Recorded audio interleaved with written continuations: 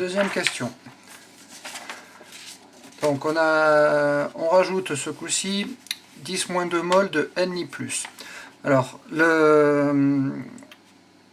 ces 10-2 mol de Ni+, sont rajoutés à la suite de la première question, où on avait mélangé du cuivre et de l'ammoniac, et donc on a trouvé l'état final avec une réaction qui était quasi totale. Donc ce coup-ci, on rajoute du cuivre, du nickel dans le système, et donc je vais refaire la démonstration en entier. Donc, on est obligé de faire une hypothèse. On a un système dans lequel il y a un complexe de cuivre, et il n'y a quasiment que du complexe de cuivre. Et on rajoute dedans du nickel. Donc le nickel, la seule information qu'on connaît, c'est qu'on sait que le nickel va former avec l'ammoniac un complexe, NH3, 3 fois 2+, un complexe dont la constante globale de formation est égale à 10 puissance 6,4. C'est la seule information qu'on connaît sur le nickel. Nous, on a un système dans lequel on a du cuivre qui a été complexé avec l'ammoniac. Le Cu2+ libre, il n'y en a quasiment plus. De l'ammoniac libre, il n'y en a quasiment plus, puisqu'on a trouvé que la réaction précédente était totale. L'hypothèse qu'on peut faire, c'est de dire que le nickel qu'on vient de rajouter dans le système, le seul endroit où potentiellement il peut trouver de l'ammoniac, c'est à l'intérieur du complexe de cuivre. Et donc la question qu'on se pose, c'est le nickel est-il capable d'aller récupérer l'ammoniac qui se trouve autour du cuivre? Et donc à ce moment-là, on obtiendrait un complexe de nickel et d'ammoniac, et on libérerait le cuivre. Une constante de réaction, Kr, qu'on va essayer de déterminer. Et c'est cette constante de réaction qui va nous dire si la réaction se fait ou pas. Donc on a un état initial et on a un état final. Donc à l'état initial, on a une concentration de nickel qui vaut 0,02, puisqu'on a mis 10-2 mol dans un demi-litre, ce qui correspond à une concentration de 0,02 mol par litre.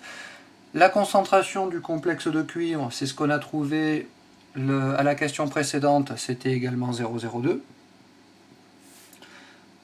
Le complexe de nickel au départ, on en a 0, et le cuivre libre, on en a à peu près 0. À la question précédente, on avait trouvé qu'il restait à peu près 3,9 10-4 mol par litre. Et donc, pour pouvoir trouver l'état final, on va calculer le Kr. Le Kr de notre réaction, c'est égal au complexe du nickel, fois 2+, fois le cuivre libre, le tout divisé par le nickel Ni2+, divisé par le complexe de cuivre.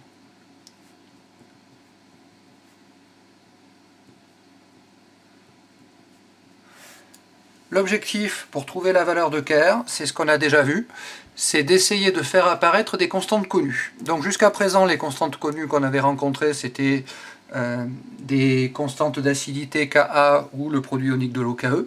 Maintenant, vous avez à votre disposition également les constantes de complexation et de dissociation, que ce soit des constantes globales ou des constantes partielles. Et donc, si on se rappelle l'expression de la constante globale, par exemple β3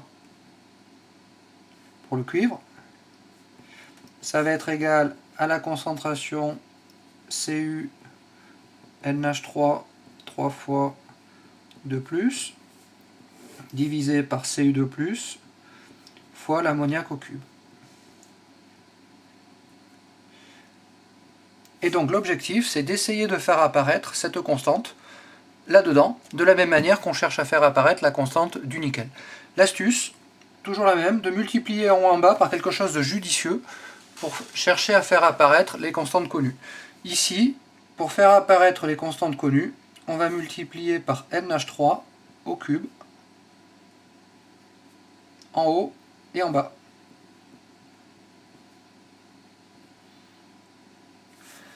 Et donc, si on fait ça, on a ici quelque chose qui va représenter 1 sur le bêta 3 du cuivre. Et ce qui reste là-haut, non, pardon, le 1 sur bêta 3 du cuivre, il est là, pardon, voilà. Et ce qui reste là et là, ça va être le bêta 3 du nickel.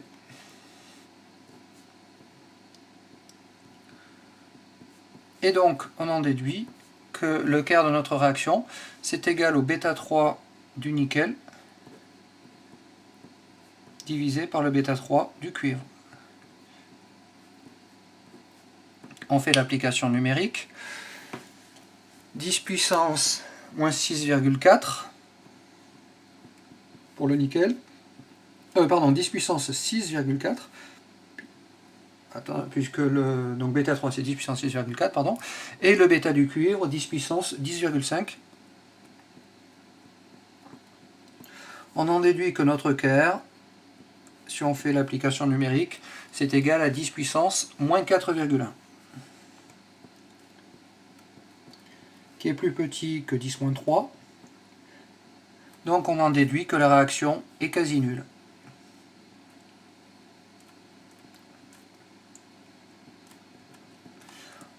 On peut maintenant compléter la ligne avec le tableau d'avancement. Si la réaction est quasi nulle, ça veut dire qu'à l'état final, il va rester ici à peu près 0,02. Il va rester ici également à peu près 0,02. Et on aura formé epsilon et epsilon. Pour pouvoir trouver la valeur de epsilon, on part sur le quart, qui a été écrit précédemment. Et donc ça nous fait epsilon carré sur 0,02 au carré. Et donc quand on fait l'application numérique, on trouve que epsilon est égal à 1,78 10-4 mol par litre. On peut vérifier notre hypothèse, puisqu'on a supposé que le epsilon était très petit devant le 0,02. Ici on trouve l'équivalent de 2, à peu près 2 10-4, donc à peu près 100 fois plus petit que celui qui est là. Ça veut dire que notre hypothèse de supposer que la réaction est quasi nulle est une hypothèse qui est tout à fait raisonnable et qui est tout à fait envisageable. On passe à la troisième question. Maintenant, c'est le même principe, sauf que ce coup-ci, on rajoute du mercure. Et donc, on a le même point de départ. La question qu'on se pose, c'est si on met du mercure dans notre système, est-ce qu'il va être capable d'aller récupérer l'ammoniac qui se trouve dans le complexe du cuivre pour former un complexe de mercure et d'ammoniac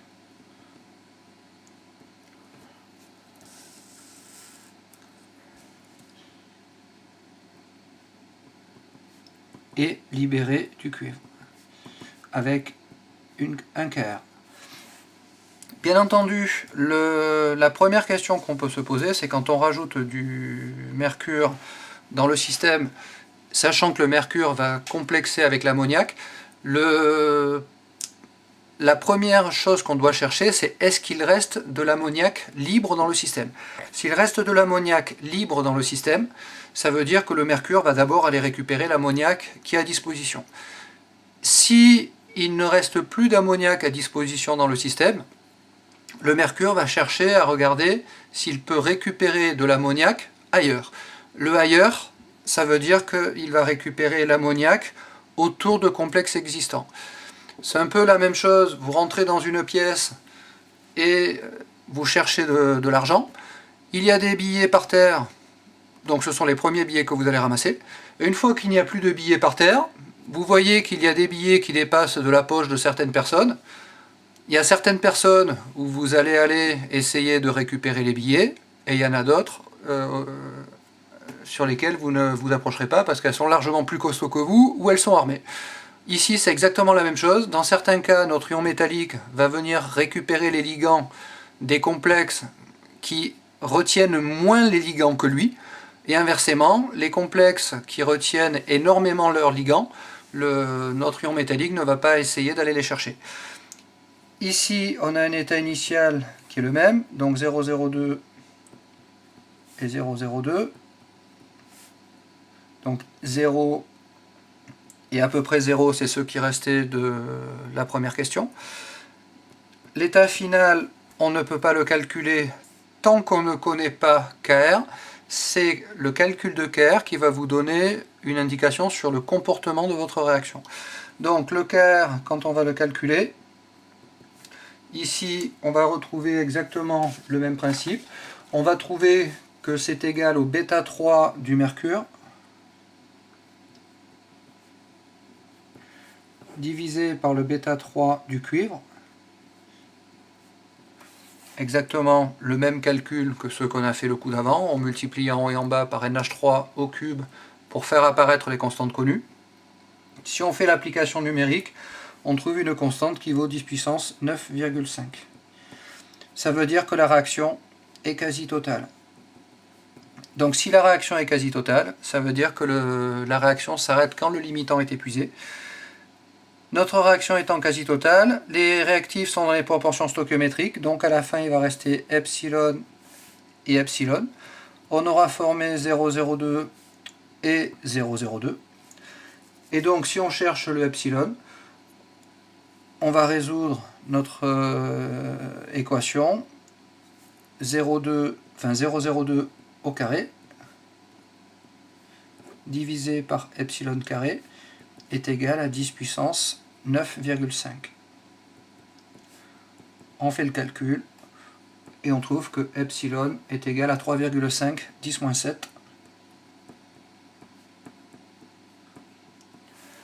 Cette valeur, on l'a supposée très petite ici quand on a dit que la réaction était quasi totale. Cette valeur de 3,5 10-7 est tout à fait en accord avec ça, c'est-à-dire il reste 10-7 par rapport à une quantité initiale qui valait 0,02, donc à peu près 100 000 fois moins, et donc on a une réaction qui est réellement quasi totale et qui s'arrête quand le limitant est épuisé.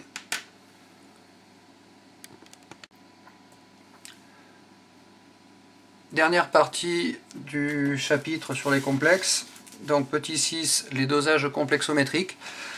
Donc c'est quelque chose qu'on fera en TP. Donc on va doser les ions calcium Ca2+, par un réactif qui s'appelle le DTA. Ceux qui ont fait la spécialité terminale l'an dernier ont déjà fait ce genre de TP. Quand on dose les ions calcium par le DTA, on va chercher à doser ce qu'on appelle la dureté de l'eau. La dureté d'une eau, c'est une grandeur qui permet de savoir si l'eau est calcaire ou pas. Et donc une eau est calcaire si elle contient des ions calcium Ca2+, et ou des ions magnésium Mg2+. Et donc une eau qui contient beaucoup de calcium ou beaucoup de magnésium, on dit que c'est une eau qui est calcaire, donc c'est une eau qui est très dure. Et donc au niveau de l'importance de savoir cette information-là, c'est au niveau des canalisations. Si vous avez chez vous une eau qui est très dure et qui est très calcaire, si vous faites passer cette eau dans des canalisations où on chauffe, ou vous utilisez cette eau par exemple dans un fer à repasser, cette eau qui contient du calcium, le calcium va réagir avec le CO2 qui est dans l'eau et qui va être dissous dans l'eau pour former du calcaire, c'est CO3. Donc le calcaire, c'est un solide qui va se déposer à l'intérieur des canalisations et qui va boucher vos canalisations ou qui va entartrer votre machine, votre lave-linge, le lave-vaisselle, le fer à repasser, etc. Donc c'est pour ça que dans certaines maisons, quand on a une eau qui est calcaire, on utilise ce qu'on appelle un adoucisseur. Une autre façon d'utiliser les adoucisseurs, c'est ce qu'on appelle des carafes filtrantes. Et donc les carafes filtrantes sont capables de filtrer la plupart des minéraux usuels, en particulier le calcium et le magnésium. Alors le but n'est pas du tout de rendre une eau déminéralisée, puisque si vous rendez l'eau déminéralisée, l'eau ne devient plus potable, c'est plus du tout la même démarche. Ici, c'est d'enlever une majorité des ions, en particulier les ions qui sont responsables du calcaire et de la dureté de l'eau. Donc la partie dosage complexométrique, c'est quelque chose que vous ferez en TP uniquement.